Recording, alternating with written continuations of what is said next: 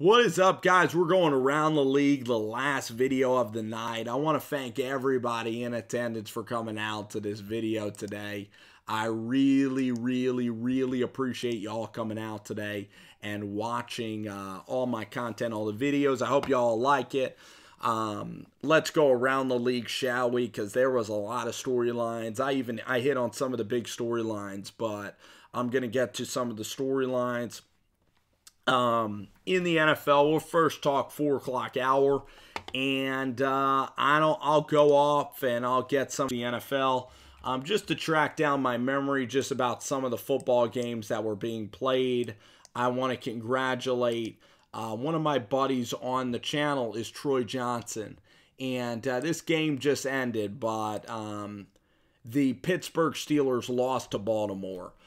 Joe Flacco 3-1 in the AFC North, a division where everybody thought the team sucked but the Steelers. The Steelers are in last place in that division and 1-1-2. Pretty unbelievable stuff when you look at the Steelers. Not a lot of pop offensively. Defensively, John Brown and Flacco were able to hit some big plays, and I had a feeling that the Ravens would come out and assert themselves. They're playing good football right now. Cincinnati Bengals, they're without Joe Mixon, but today's game, once again Atlanta, they have an incredibly entertaining shootout in the 1 o'clock hour at their home stadium. Last week, man, Atlanta's actually been home, I think, for a flat month, so they're going to be going on the road, I think, for a while, but they played the Saints and lost in overtime 43-37, so they had their chances, and that was a shootout. And defensively, you know, that team, I think Ricardo Allen's out, Keanu Neal's out, I think Deion Buchanan, I think, is out, or Deion Jones, I think it's Buchanan. They have a linebacker that's hurt, so their team is depleted defensively. Overall, Calvin Ridley is still unbelievable. Matt Ryan's having a hell of a year. He's keeping Atlanta in every game. But overall today, I got to give a lot of props to a guy that is coming out and shocking the world, and that's the Red Rifle, Andy Dalton.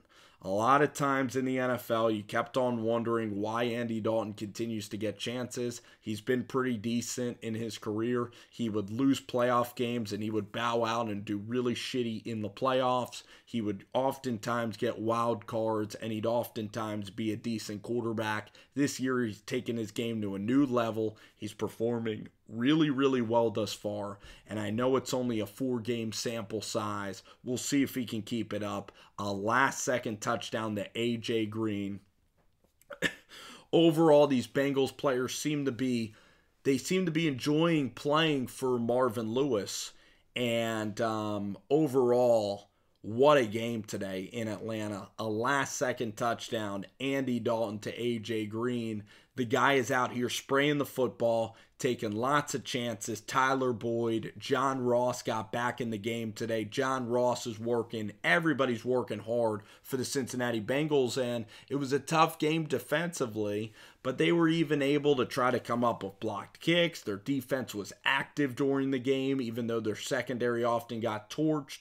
And this is a momentum-changing game, kind of like the Titans win, kind of like the Raiders win, where this Bengals game was really, I think, one of the biggest storylines of the 1 o'clock hour is how Cincy was able to win with A.J. Green with 6 seconds left to drive down the field like that, because Andy Dalton, the classic Dalton, would throw an interception, and then everybody would get to Twitter and social media and point that out. But holy crap, what a freaking way to end that football game from Andy Dalton, from the Cincinnati Bengals. What a game by the Bengals today. What a win for the Jungle and for Cincinnati, Ohio, and the Bengals. So I wanted to say that first. Secondly, 49ers, I watched a lot of the game. I then went to a location where I can only get a couple of the games on. I saw CJ making a ton of good throws. I'm going to go back and look at the tape. 49ers were in the game late. They battled. It was very similar to when C.J. Beathard was playing his first year. And unfortunately for the 49ers, you need a dynamic player if you want to get a win. I mean, you have the dude get a pick six, the backup safety, Exum, gets a pick six to start the game off. Then overall, the Chargers pretty much outplay you a lot of the way.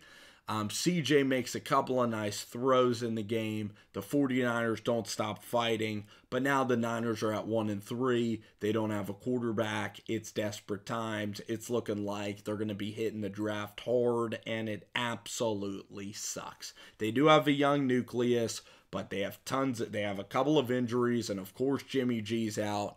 It was a hell of an admirable performance. You should be proud of your team if you're a Niners fan. The program is in good hands, but unfortunately the injuries still ruined the season, and now you're at 1-3. So I'll do a lot more overview of the Niners in my reaction video.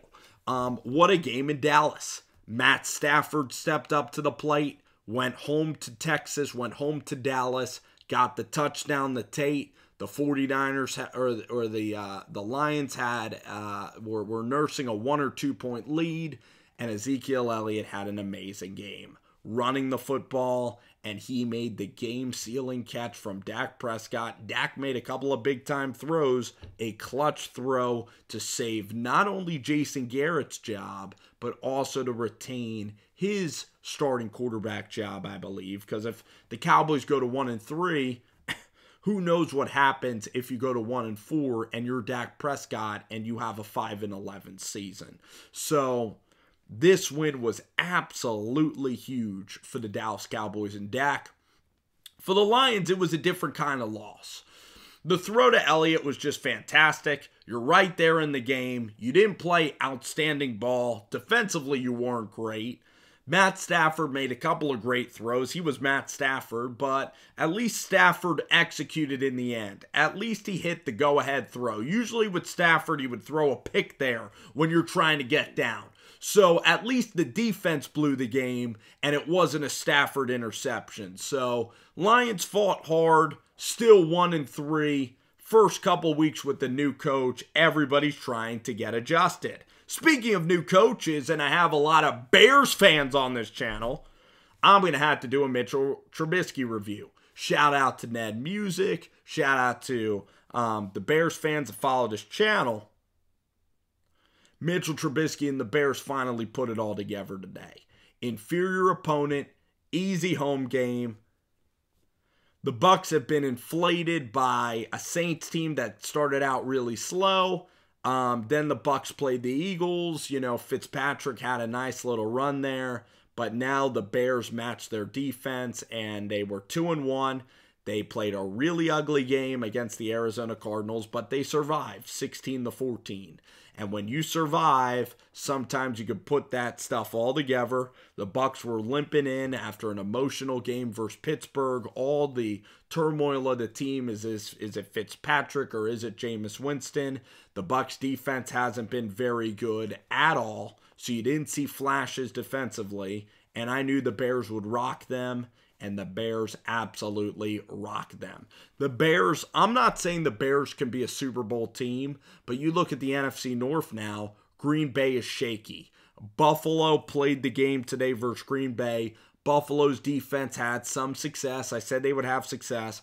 Buffalo and Josh Allen. Josh Allen was bad today. The offensive line was still terrible. The Bills, we can throw away. They are terrible. That game against the Vikings was an admiration, and the plays Josh Allen was making in that Vikings game were not that repeatable. I thought the Bills defense would play above their heads. I clearly got the game wrong. The Packers are a better team.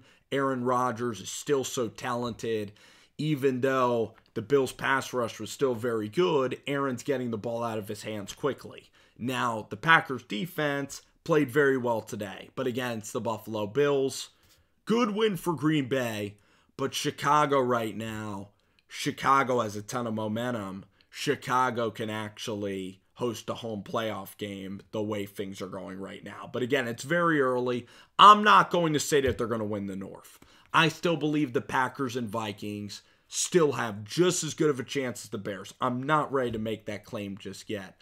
But the Bears very well could be on a run like the Eagles were last year. I know the Eagles won the Super Bowl, but the Eagles had a bunch of home games. They played a last place schedule, and they went out and they took care of business, and they kept beating bad teams until when they had to play the good teams, suddenly they turned into just as good of a good team as the good teams. I hope you guys can follow that logic. Confidence booster for Mitchell Trubisky. The Bears are a team right now that's winning in a multitude of ways. The defense wins against the Cardinals. The defense plays great against Seattle. The offense shows a little bit of life. Finally, the offense matches the powers of the defense, and suddenly Mitchell Trubisky can go in the locker room, head held high, and say, I'm a part of this mother effort too. So great win by the Bears. Whew! We are going through it, aren't we?